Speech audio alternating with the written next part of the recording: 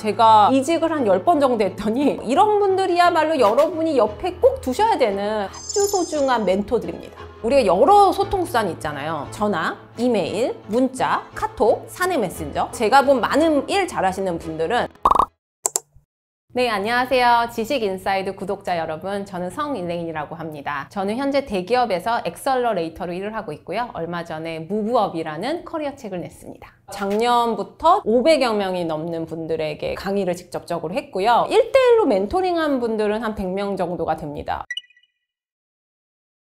대화를 먼저 이끌어내는 사람이 일을 잘하는 사람이에요. 어떤 분들은 불편한 사람이나 아니면 내가 전화를 걸면 이 사람이 지금 바쁠까? 아니면 내가 전화 걸면 별로 반가워하지 않을까라는 마음에 의사결정을 뒤로 미루거든요. 이만큼의 시간이 지연되는 거죠. 제가 본 많은 분들은 먼저 전화를 거는 쪽이 일을 잘하는 쪽입니다. 근데 반면에 내가 내 일을 하고 있는데 계속 남의 전화만 계속 받고 있다. 근데 난 한 번도 남한테 전화해 본 적이 없다. 이건 좀 능동적인 측면에서 본인이 정말 일을 잘하고 있는 것인지를 검토해 볼 필요는 있죠. 근데 사실 어려운 일을 하더라도 이게 일이라고 딱 생각이 되면 전혀 어렵지 않거든요. 그러니까 내가 개인적으로 돈을 빌려달라는 게 아니잖아요. 내가 개인적으로 나를 만나달라는 게 아니잖아요. 그래서 일을 잘하시는 분들을 보면 당당해요. 요청을 할 때 이건 일이야. 나랑 같이 일을 하지 않을래? 라는 굉장히 당당함이 묻어있죠. 매사에 죄송한데요. 너무 고맙습니다. 너무 감사합니다. 굉장히 좋죠. 동방예의지국인 한국에서. 근데 사실 그런 부수적인 얘기는 좀 빼고 본질로 바로 들어가는 게 나을 수도 있습니다.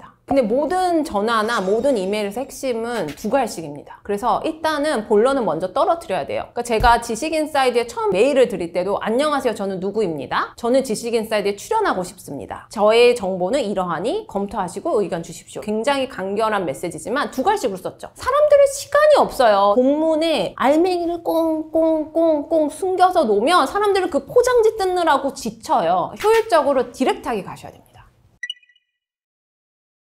일 잘하는 사람들의 대표적인 특징은요, 어려운 일을 제일 먼저 해요. 그래서 소통이 제일 어려운 사람한테 제일 먼저 갑니다. 여러분, 지금 머릿속에 소통이 가장 어려운 사람 생각해보세요. 만약에 회사를 안 다니고 계시다면 그냥 주변 지인, 모임, 가족 중에서도 소통이 가장 어려운 사람을 먼저 생각해보세요. 그 사람하고 먼저 합의가 이루어지면요, 나머지 분들은 조금 더 쉬워요. 일 잘하시는 분들은 단 한 가지의 수단으로만 소통하지 않습니다. 우리가 여러 소통 수단이 있잖아요. 지금 머릿속에 떠오르시는 것만도 한 4-5개가 있는데 한번 생각해 볼까요? 전화, 이메일, 문자, 카톡, 사내 메신저, 그리고 제일 중요한 게 뭐죠? 직접 가기. 정말 여러 가지의 수단이 있잖아요. 이 여러 가지의 수단에서 한 가지만 하는 건 바보예요. 왜냐하면 리마인드라는 걸 굉장히 많이 보내면 보낼수록 내가 원하는 일에 도달할 수 있는 확률이 높아지죠. 그래서 제가 본 많은 일 잘하시는 분들은 먼저 이메일을 쓰죠. 이메일을 쓰고 나서 전화를 합니다. 전화를 받지 않을 때도 있어요. 그럴 때 문자를 남기죠. 문자를 남겼는데도 답변이 안 와요? 카톡으로 옮기죠. 카톡으로 했는데도 답변이 안 와요? 그럼 사내 메신저나 직접 찾아가죠. 사실 여러 가지 이 방법들은 믹스매치가 본인이 편한 대로 하시면 돼요. 나는 누군가한테 먼저 찾아가는 것이 더 편하다. 먼저 찾아가세요. 아니면 나는 누군가한테 전화보다는 카톡이 먼저 편하다. 카톡 먼저 하세요. 하지만 이 시간차를 많이 두지 않고 그 사람이 나한테 답변을 할까 말까 기다리는 시간 동안에 넥스트 스텝을 하시면 되죠. 근데 사실 어떤 사람이 1년 뒤에 성장할지 말지는 저도 몰라요. 근데 그 사람들의 특징을 보면 오늘과 내일의 일이 다른 사람들이 성장할 확률이 높습니다. 그래서 이 일의 확장이라고 하는데, 오늘 내가 어떤 일을 했다고 가정을 해볼게요. 내일 나의 일이 수직적으로나 수평적으로 확장이 되는 사람들이 성장할 확률이 높습니다. 여기서 수직적이라고 하는 거는 권한의 성장이거든요. 예를 들어 나는 이전에는 의사결정의 1단계만 했다. 그런데 이제는 의사결정을 넘어서 내가 이것을 제안까지도 할 수 있는 단계까지 갔다. 그럼 사실 나의 권한이 상승된 거죠. 그리고 이제 수평적으로 업무가 상승하는 것도 있어요. 수평적인 건 내가 기존에 했던 업무 하나가 있을 거예요. 그 업무가 아닌 다른 업무를 했을 때 나의 업무가 수평적으로 확장이 된다고 할 수 있죠. 그러면 수직적으로 확장을 하고 수평적으로 확장을 열심히 하는 사람들은 1년 뒤가 달라 있겠죠. 여러분이 승진을 하지 않아도 승진한 것처럼 일을 할 수가 있어요. 왜냐하면 권한이 상승했고, 이전에는 요만큼의 일을 하던 사람이 이 원이 1년 뒤면 이만큼 커질 수 있는 거죠. 이 반 반대의 케이스가 너무 흥미로운데요. 내가 지금부터 어제와 똑같은 일, 그리고 내가 편한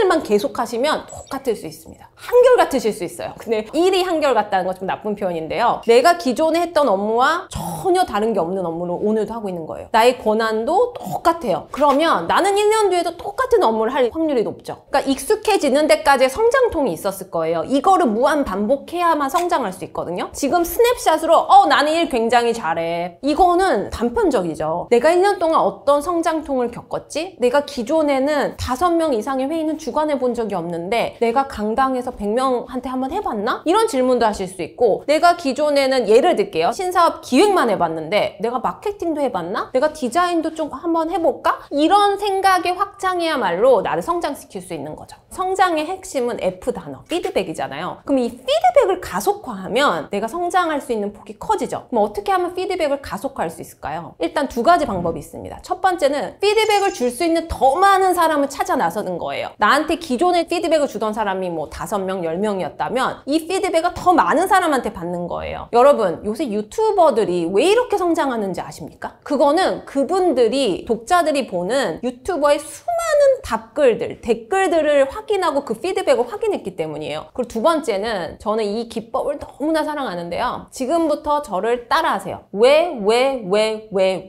5번 물어보시면 됩니다. 어떻게 하냐면요. 어떤 분이 피드백을 줬는데 왜 그렇게 생각하세요? 그냥 나는 이렇게 생각했는데 왜 그렇게 생각하세요? 그러고 보니까 이 디자인 측면에서 이게 조금 부족했던 것 같아요. 왜 그렇게 생각하세요?를 5번을 물어보시면요. 진짜 이유를 아실 수 있어요.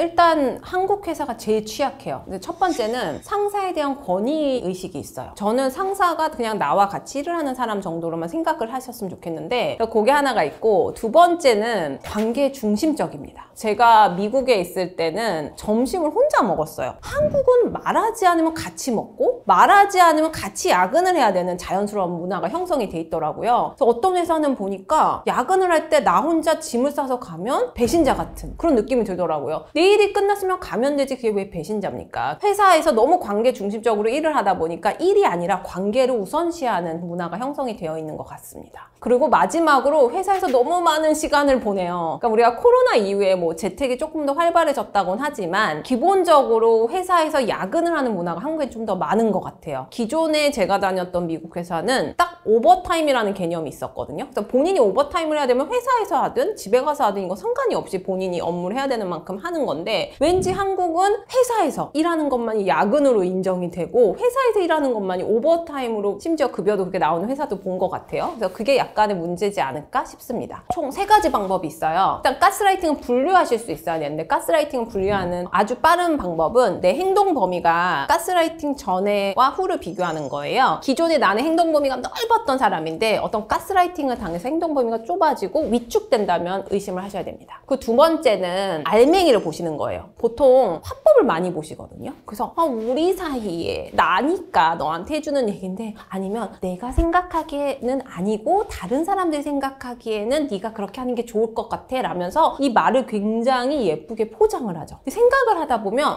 알맹이는 결국 나의 행동 범위를 좁히는 거거든요. 저 사람이 나를 정말 위해서 그 얘기를 했는지를 판단하셔야 되는데, 그게 상황, 화자, 그리고 관계 때문에 흐려지시면 안 됩니다. 아무리 예쁜 돌멩이를 눈에 쌓아서 던진다고 해도 그건 돌멩이뿐입니다. 눈사람이 아닙니다. 그리고 마지막으로 시간을 두고 좀 보셔야 돼요. 기법을 저희가 많이 말씀드렸는데 이것도 저것도 모르겠다. 그럼 이것만 기억하세요. 시간을 두고 찝찝해지면 그건 가스라이팅 확률이 높습니다. 왜냐면 내가 여태까지 살아온 빅데이터가 있거든요. 그걸 기반해서 봤을 때 나한테 들었던 어떤 얘기가 밤에 이불킥해요. 그 얘기 왜 그분이 나한테 했지? 그분 때문에 더 이상 의사결정 못하겠네? 라고 하면 조금 찝찝해진다면 가스라이팅의 확률이 높습니다. 사실 되게 불편한데 되게 옳은 말을 하시는 분들이 있어요. 말 자체를 포장하지 않고요, 디렉트로 던지는 분들이 있어요. 이 사람의 얘기를 들어보면 다 맞는 얘기예요. 그리고 나의 행동 범위가 커져요. 그리고 내가 기존 대비해서 이 사람과 얘기하고 나면 뭔가 더 확신이 생겨요. 내가 더 잘할 수 있을 것 같은 자신감이 생겨요. 그런 분들 곁에 두셔야 됩니다. 근데 이런 분들이요, 처음에 되게 냉철하다, 차갑다, 저 사람은 T형이다, 이런 얘기 굉장히 많이 들어서 좀 불편하거든요. 이런 분들을 곁에 두시면 지속적인 피드백을 계속 받을 수 있죠. 그리고 특히나 오지라퍼 분들 옆에 두시면 좋아요. 내 일이 아닌데도 자꾸만 피드백을 해줘요. 이런 분들이야말로 여러분이 옆에 꼭 두셔야 되는 아주 소중한 멘토들입니다.